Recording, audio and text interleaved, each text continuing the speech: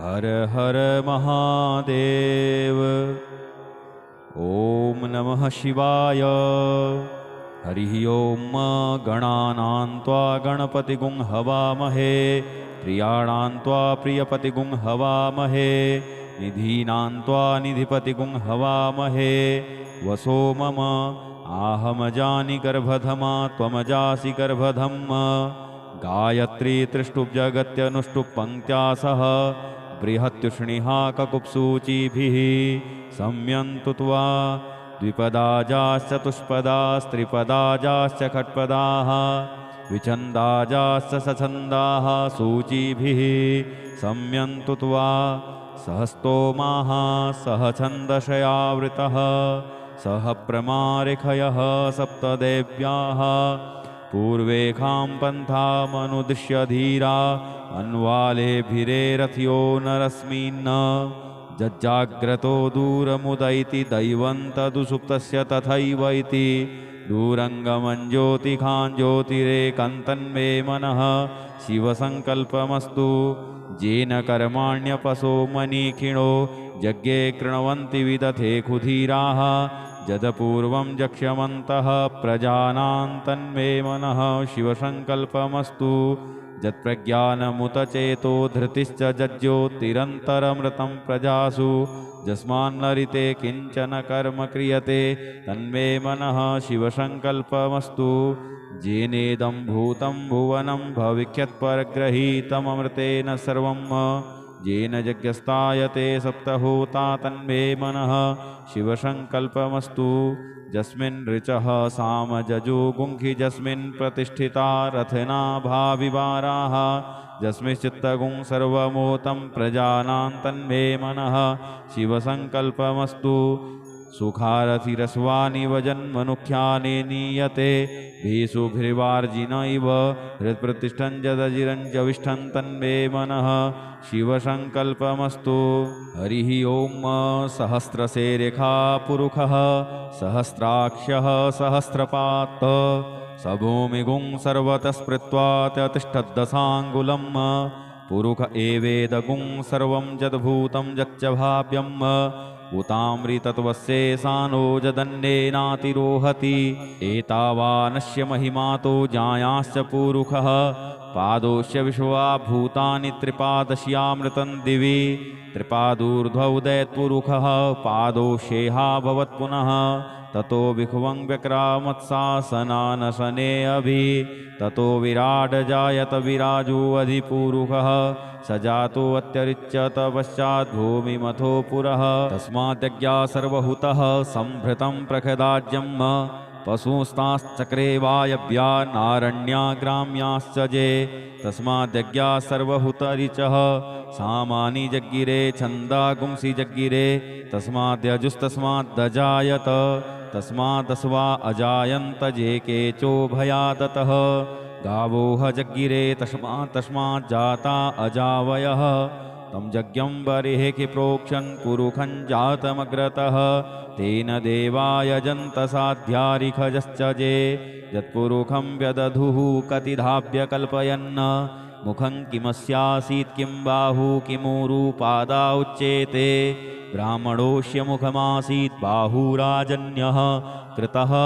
ऊरुतदस्य यद्वैश्यः पद्भ्यां शूद्रो अजायत चन्द्रमा मनसो जातश्चक्षोः सूर्यो अजायत श्रोत्राद्वायुश्च प्राणश्च मुखादग्निरजायत नाभ्या आसीदन्तरिक्षगुं शीष्णोर्द्यौः समवर्तत पद्भ्यां भूमृदिशः श्रोत्रात् तथा लोकान् कल्पयन् यत्पुरुषेण हविखाते वा यज्ञमतन्वत वसन्तोषासीदाज्यं ग्रीष्मैधुमः शरद्धविः सप्तास्यासन् परिधयस्त्रिः सप्तसमिधः कृताः देवा यदज्ञन्तन्वानानवधनन् पुरुषं पशुम्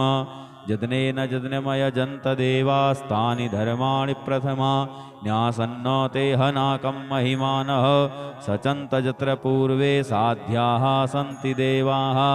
अद्भ्यः संभृतः पृथिव्यैरसाश्च विश्वकर्मणः समवर्तताग्रे तस्य त्वष्टाविदधद्रूपमेति तन्मर्तस्य देवत्वमाजानमग्रे वेदाहमेतं पुरुखं महान्तमादित्यवर्णं तमसः परस्तात् तमेव विदित्वातिमृत्युमेति नान्यः पन्था विद्यते यनाय प्रजापतिश्चरति गर्भे अन्तर्जायमानो बहुधा विजायते तस्य योनिं परिपश्यन्ति धीरास्तस्मिन् हतस्थुर्भुवनानि विश्वा जो देवेभ्य आतपति जो देवानां पुरोहितः पूर्वो जो देवेभ्यो जातो नमो रुचाय ब्रह्मये रुचं ब्राह्मं जनयन्तो देवाग्रे तदब्रुवन्न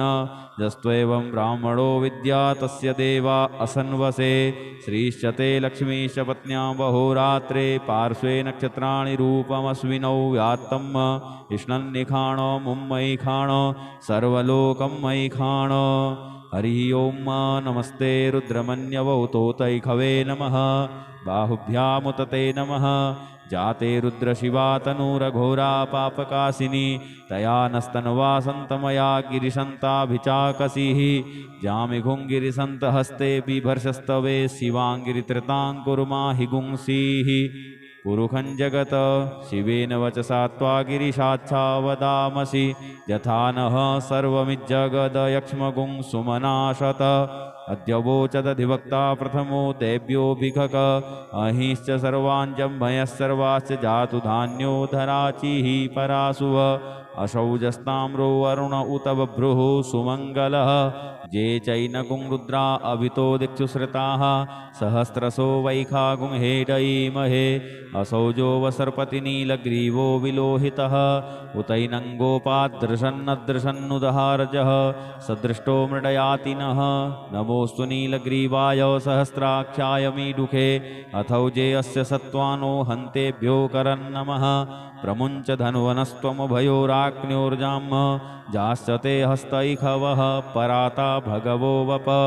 विज्यन्धनुः कपर्दिनो विशल्यो बाणवा उत अनेसन्नस्य जायिखव आभुरस्य निखङ्गधिः जाते हे त्रिमेदुष्टमहस्ते बभूवते धनुः तयास्मान् विश्वतस्त्वमयक्ष्मया परिभुज परिते धन्वनो हेतिरस्मान् वृणुक्तो विश्वतः अथौजैखुधिस्तवारे अस्मन्निधेहितम् अवदत्य धनुष्टगुं सहस्राक्षशते खुधे निशीर्यशल्यानां मुखा शिवो नः सुमना भव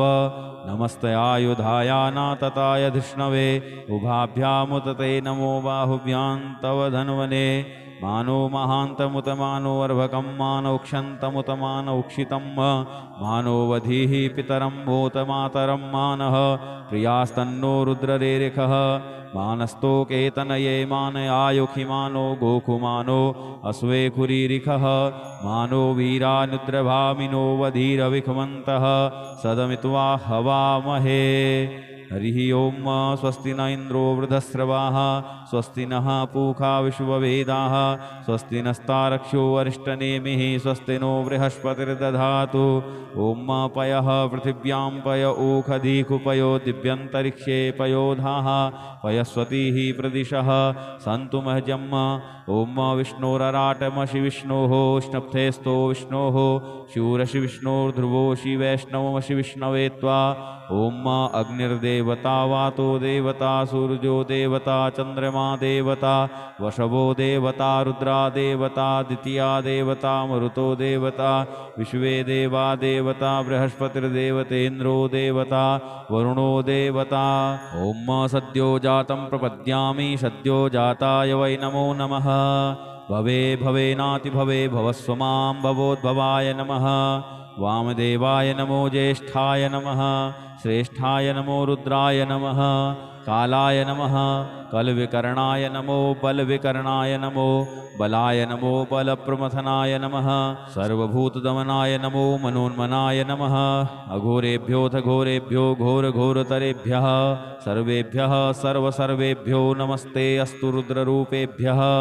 तत्पुरुषाय विद्महे महादेवाय धीमहि तन्नो रुद्रः प्रचोदयात्। प्रचोदयात्। ईशानः सर्वविद्यानाम् ईश्वरः सर्वभूतानां ब्रह्माधिपतिर्ब्रह्मणोऽधिपतिर्ब्रह्मा शिवो मे अस्तु सदा शिवोम्। ॐ शिवो नामा शिशुवदितिस्ते पिता नमस्ते अस्तु मामाहि गुंसीः निवर्तयाम्यायुखेनाद्याय प्रजननाय रायस्पोखाय सुप्रजास्त्वाय सुवीर्याय। ॐ विश्वानि देव सवितर्दुरितानि पराशुव जद्भद्रन्तन्नयाशुव। ॐ द्यौः शान्तिरन्तरिक्षगुं शान्तिः पृथिवी शान्तिरापः शान्तियोखधयः शान्तिः वनस्पतयः शान्तिर्विश्वे देवाः शान्तिर्ब्रह्म शान्तिः सर्वगुं शान्तिः शान्तिरेव शान्तिः सामा शान्तिरेधि। ॐ सर्वेखां वा एकवेदानागुंरसो यस्साम सर्वेखां एवैनमेतद्वेदानागुंरसेनाभिखिञ्चति। ॐ शान्तिः शान्तिः शान्तिः सुशान्तिर्भवतु सर्वारिष्टसु शान्तिर्भवतु। नमः पार्वतीपतये। श्री हर हर महादेव। यदक्षरपदभ्रष्टं मात्राहीनं च यद्भवेत् तत्सर्वं क्षम्यतां देव प्रसीद परमेश्वर। अनेन कृतेन श्री रुद्राभिषेककर्मणा श्री भवानी शंकर महारुद्रः प्रीयतां न मम। ओम श्री शाम्ब सदाशिवाय नमः।